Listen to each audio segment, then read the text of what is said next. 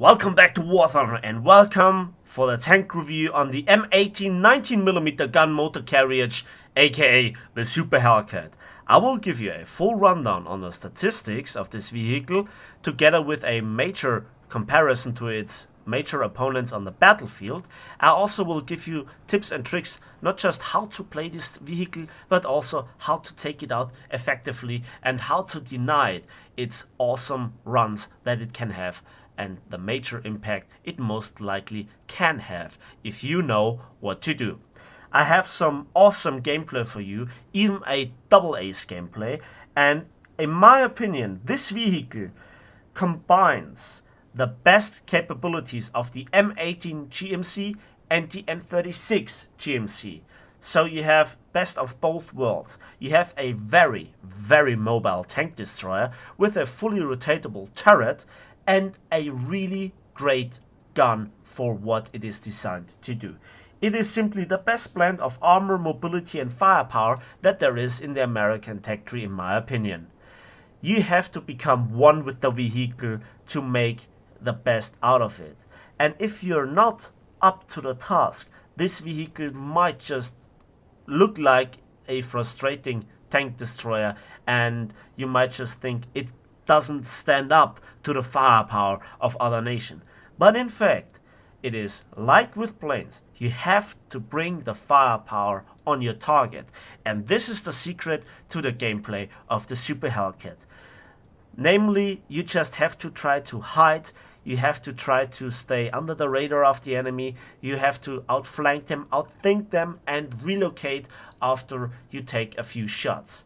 If you take a really defensive playstyle, you're doing it wrong. You have to be aggressive, but not too aggressive. You have to play very intelligent and you always have to read the minimap and the battlefield and the situation to make the most out of your potential. In my opinion, the Superhellcat is that good that it is, for up until this point, the only tier 4 American premium tank that I can think of. And it is so good that I even do not consider to take or to put a talisman on any of those tanks, although there are some really nice candidates. Now, the Superhellcat actually plays more like a light tank with a medium tank gun with old school ammunition, and I think it is so enjoyable, especially because it has a bat rating of 6.3. Now, I'm talking about all the usual stuff that I will give you out in such tank reviews, and there are some really hidden features of this tank and some really nice tips and tricks. On the other hand, some drawbacks of this tank become really apparent when you play it more and more often, but it is your task to avoid the weaknesses of your tank and to play its strength like you should do with any other tank. And for my at some point hyper aggressive playstyle, this tank just does the job. Now, before we go into the main comparison, I will give you a showcase of the armor, which is kind of surprising, then the interior, which is also at some point highly surprising. Also, I want to let you know then everything there is to know about the mobility with one very nice trick. And also, I will give you then the full rundown about the firepower and the comparison to other tank destroyers or even some other tank designations of other nations. So, let's begin with the armor, and the hull is just, yeah, not really that great despite some angling. However, you are safe from machine gun rounds and you are sometimes even safe from AAA if they just try to shoot in your general direction. So this might be why you sometimes survive a few hits. The side of the vehicle is as thick as the frontal armor all around. However, the top armor is just 8mm all around, with some sections just being 5mm. Then we come to the turret, and the side of the turret is actually a little bit thicker, but you shouldn't count on it. 31.75mm and open top, especially this part here, to which we will come later on, is just 25mm thick, and the front is also just 31mm thick. However, your gun mantle is 76 millimeters and it is curved, quite hefty. And when you go hull down and use your 10 degrees of gun depression and you're retreating and you still get hit, the enemy just might bounce at the upper end, but don't count on it. The thickest part might be just this gun mantle when the enemy hits right around at the edge. So the armor is not really that great, however sometimes it's highly surprising. This vehicle is however very vulnerable for air attacks from rockets, from bombs obviously, and also artillery strikes. I had one incident where a shell exploded like 20 meters in front of me and went right under my tank and hit one of the ammunition racks, blowing it up. So then the interior, and that's interesting. That is the surprising amount of survivability. You have 5 crew members, of which 2 are in front of the vehicle behind the transmission. So here we have the machine gunner, which is strange because the machine gun is here on top. Long arms, I guess. Then we have the driver here on the right, together with the loader, and the gunner together with the commander are here on the left hand side.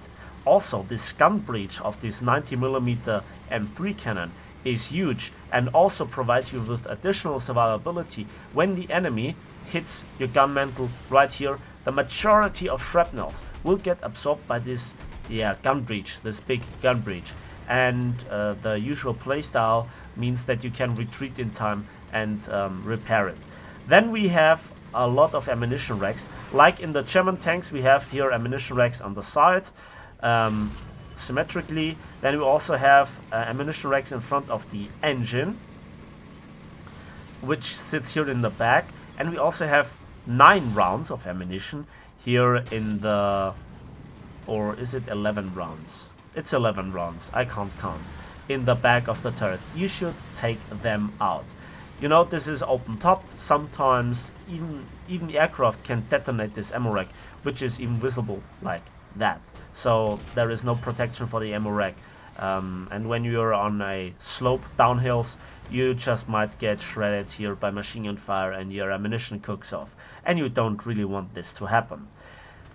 So there is one more thing. Those fuel tanks together with the engine, they just love to blow up. And one thing that I noticed, that very often I got hit here, just in this fuel tank, and it got black and exploded, and I got the message that the ammo rack exploded, but you know, the ammunition didn't receive a single shrapnel.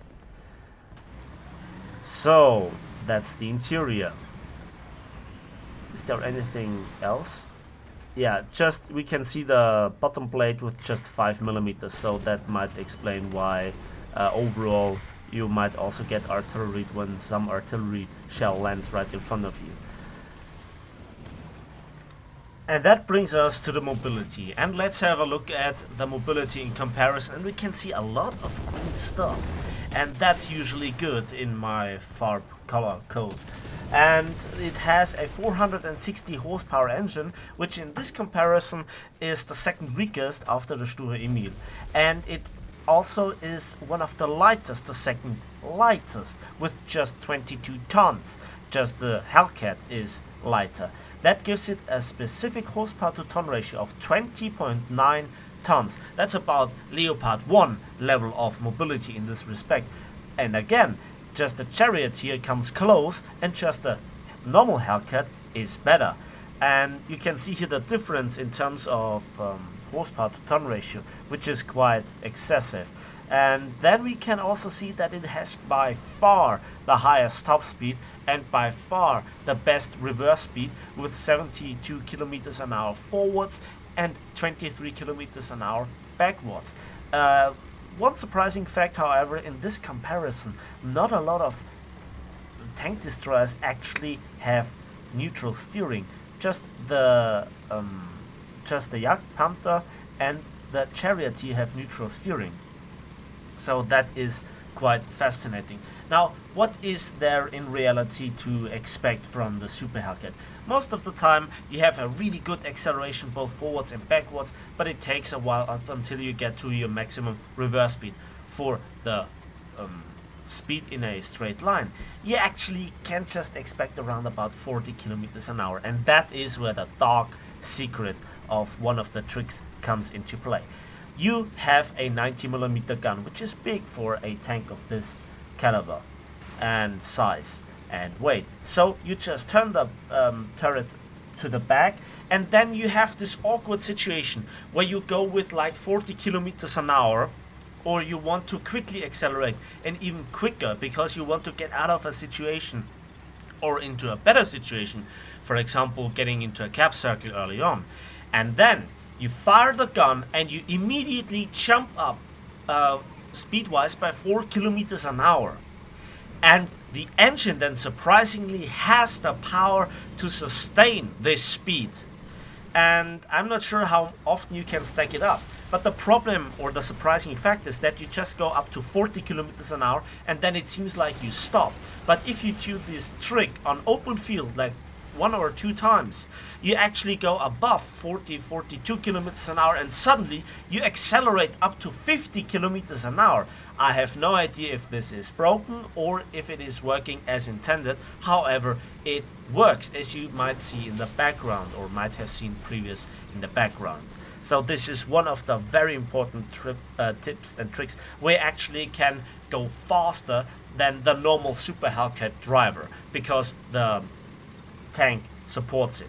And that brings us to the gun. And on the Super Hellcat, like on the Slugger or the M26, we have the all well known short barreled 90mm M3 gun. And in this case, the Super Hellcat can carry 45 shells, and as I mentioned, you should take out 10 or 11 out of the turret, so you're effectively remaining with 35. And we'll come to this later on, while this might be just good enough. The reload, however, is rather on the big side with 9.5 seconds for this kind of caliber. The Germans and some other tanks with the same kind of caliber gun have a not insignificantly slower or faster reload in this respect. The turret rotation speed, on the other hand, with 22.6 is the fastest, and in comparison to all other nations' tanks, by far the fastest.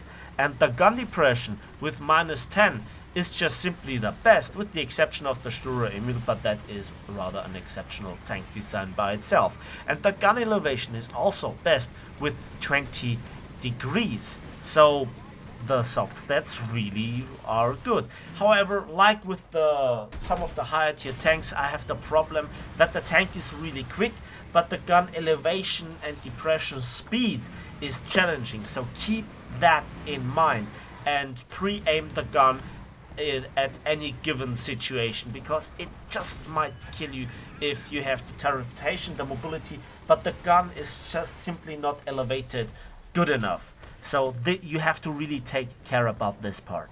Now let's talk about the ammunition, and the first shell type that I want to present to you is the T-33 shot, which is a simple APHE shell type, and with a muzzle velocity of 822 meters per second, it's not the fastest in the first place. The damage effect is not the best, but the penetration is kind of alright. Technically you could go through the front of a King Tiger, but you shouldn't go head on with a King Tiger in the first place.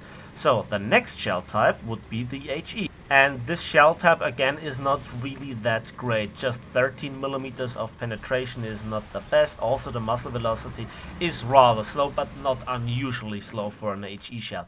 In my opinion, the 50 caliber machine gun that you have mounted on top of your vehicle does a better job of taking out lightly armored vehicles. And now we come to the probably best shell on this tank, which is the M82 shot, and every tanker should know this shell if you are driving American tanks. The 90mm M82 shot is really great for taking out the enemy effectively, but I will come later on, or in the gameplay in the background, how to use it best. You have 807 meters per second muzzle velocity, that's not too good, but 137.2 grams of high explosive filling or TNT equivalent certainly will do the job. That's more like on the long 88, and even comparable to the Russian 85mm gun, and a penetration value of 165 millimeters initially is really not that bad. The last shell that I want to present you is the M304 shot, which is an APCR shot. And the best two aspects of this shell are the muzzle velocity of 1021 meters per second and also a really nice penetration value of 264 millimeters. In comparison to the M82 APHE shell, you are nearly gaining 100 millimeters of penetration. This is certainly good enough to go through the front of a Yak Tiger at close quarters, but again, you shouldn't attack a Yak Tiger from the front in any kind of vehicle. So again, the damage effect is not too great. You should also have a few of them with you for the extreme cases, and in comparison to the APHE shell, it is overall better in my opinion because it features more reliable penetration values against flat armor, that is. So that's it with the ammunition. Let's compare it in the bigger picture. I made here a special list to just show you the biggest differences between the shells that I recommend to use. And you can see overall it doesn't look that great. The high explosive filling is not the greatest. The penetration is on the rather low side. The muzzle velocity is on the lower side. The caliber is also not too amazing. So in comparison to all the other tank destroyers, what makes the gun so great as I claimed? Well, it is again all the parts together. It is that you have by far the best mobility. You have a 360 degrees rotatable turret. You have a really good gun handling statistics, with the exception of the gun elevation and depression speed, but it's not cripplingly slow. And then you have a APHE shell, which for example the British tank destroyers don't have. And you have the premium status, so you have the APHE unlocked from the beginning, unlike with the tech tree versions of the American tanks. And you will see, or as you can see in the background with the footage, the vehicle just performs superb in the right hands with the right tactics, that is. So I want you to give a little bit of insight into my actual thinking around about here.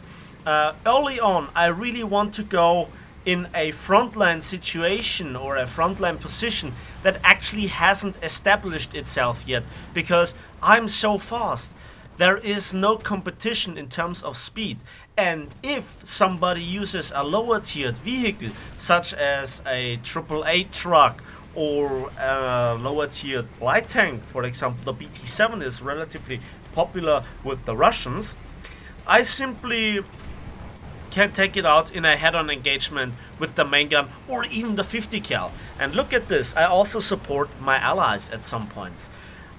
And I think that a side shot on a Yak Tiger is more effective than even shooting it in the rear. But that's just my personal opinion. So that was my 8th kill. And when you establish to get into this frontline position, what do you actually do there? And, you know, make yourself useful the most?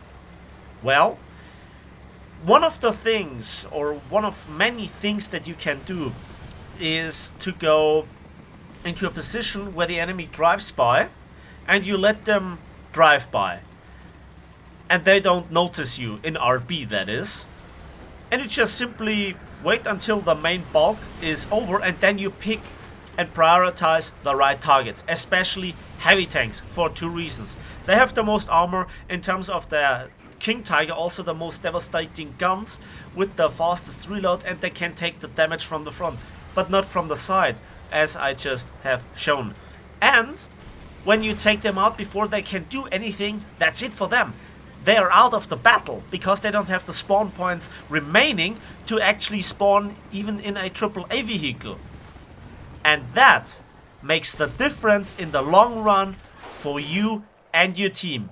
And even if you would die relatively on, your tank destroyer didn't cost that much spawn points in comparison. That means in theory you should have enough spawn points left to get back in a medium tank and do the medium tank stuff, kind of. And I think the Superhellcat is such a unique and very effective vehicle in comparison that actually no other nation has at its disposal, so to speak, or in its tech tree. It's rather unique. And it's kind of funny that this is a tank destroyer, because again it has a turret. So what am I doing here? As you can see, I went into the stip here on Volokolamsk. This is one of the 3 versions that you can have for this map. I'm sorry if the video is kind of laggy right now. I have no idea what's going on. I hope it looks better after rendering. Nevertheless, I spotted a King Tiger. I aim, and there you can see the rather sluggish handling of the gun in conjunction with the suspension. And one side shot was enough, and I immediately just simply reposition myself. And there is another King Tiger. And a shot in the turret is all that it is that's necessary to take him out effectively. That just saved us the A capture zone and also the B capture zone. And now I just look around, and you know, being always aware of your surroundings is so important in this vehicle, because this vehicle needs to know, or rather the commander of this vehicle needs to know what's going on the map. So always have a good look at the map, at the mini-map, just communicate with your team. You have the mobility and the firepower to relocate and make the difference. And I just spotted here a AAA vehicle, and I wanted it to show itself again behind the trees, but it didn't, so I move on. And I see around A that there is a little bit of fighting going on. C is currently captured, but I have to decide myself for one flank to get the pressure off my team to not at the end make it kind of a 2 frontline engagement. That's not what you really want for your team. And you're some sort of team manager. This Tiger 1 just fired, so I have all the time in the world to aim, and easy picking. It's kind of hilarious how easy German heavy tanks die these days. I really feel sorry for the Tiger. I tried to make a tank review on the Tiger H1, and I gathered some information as well, and it's hilarious how weak this vehicle is. But back to the Superhellcat, that features actually a gun that behaves relatively similar, but at a higher battle rating. But that's okay, because it has the mobility. And I see a lot of fighting going on, and I'm actually cutting here between the C capture point and the enemy spawn. I prioritize the Wirbelwind. It's the much more dangerous target. I can probably avoid the gunfire from the 88mm half track. I aimed for the ammunition rack, and the results prove me wrong. And we have another candidate. This is a Nashorn, and it's not Nashorn or something, it's Nashorn. I marked him with the machine gun to remember myself where the ammo racks are, aim with it with the main gun, and blow it up. There is another AAA, aim for it, he tries to retreat, but not in time. And that were 4 kills in quick succession. That's my 7th kill, and yeah, it's kind of cool to have this kind of result. By the way, this is not a one-time off. I had numerous ace games today. That was kind of a kill steal with the machine gun, but again, at the end of the day, you can do it. Quick side note on this 50 caliber machine gun. I told you about the survivability of this vehicle, and when you lose one crew member, it's not too bad, because it's the machine gunner that actually gets replaced, but the machine gunner is not commanding or, you know, using the 50 caliber. That's used by the commander. So actually, just when you use the second crew member, it gets replaced with the commander, and that means you can lose 2 crew members, go back into a cap circle, or some kind of area that your team possesses where you can replenish your crew, and you have back the machine gun. And again, this machine gun is very, very nice to have indeed. Not so important in arcade, but so much more in realistic. And then let's talk about the matches themselves. Now, you can strangle the enemy team early on, and that is so important to not just break their main force, but also their will to continue the fight. That is so important, in my opinion, and that decides more than just 10% of the games. It feels like you have a really important impact on the game in like 30% of the games. And when your average win rate is around about 40-45% on normal American teams, you can improve that drastically with the right use of this vehicle. It is that good in its effectiveness. I would really be interested how this vehicle plays within a squad, so to speak. Your room of interaction should be securing the flank and then also flanking the enemy by making the fight more predictable and more linear for the rest of your team. By the way, the sides of Panthers is really weak, and even if they try to angle hard, most of the times you will go through. Those were 9 kills, by the way. And I'm not even short on ammunition. Now at that time you see that my ammunition supply was kind of different to the previous games. I tried to experiment a little bit around with the shells. I have to say, the entire day I didn't fire a single APCR and not a single HE shell. I fired nothing but APHE, despite having access to it. And that was kind of risky, but here we can see that the armor actually is kind of nice, and how important it is to have the 50 caliber machine gun, as it saves me here from getting obliterated and secures me the 10th kill, the double ace. And again, the 50 caliber machine gun is commanded by a commander. That saved me right there. And not just in this situation, there were numerous occasions where I was saved by using the 50 cal. I know I repeat myself, but I just have to hammer it into your brain right here, so to speak. And that's the game. Nice game here. It took a while though. But at the end of the day, we have a hefty amount of silver line income. 83,000 silver lines and 7,336 research points. But those are just for the modifications, as I am currently not researching anything. For research, it would have been more. And there we can see a lot of stuff. I actually made a 5 kill streak, multi-strike, 5 kills in a row. That's amazing. And that actually unlocked one of the last camouflages that I could earn. So that's the Superhellcat for you. What do you think about this? I think it's really great, but it requires a commander that knows what he's doing. And that brings me to the end of the video for showcasing the Hellcat. I think it is an amazing vehicle, and it is worth so much more than the other tier 4 premiums, at least from what I can see stat wise and how I experience some other vehicles that are in the tech tree. The only exception might be the T29, so I hope I might get a test drive someday to give you a nice tank review. And the simple rules for the Hellcat are: try to use your speed, but don't get killed early on. And even if so, you have the spawn points to get back most of the time.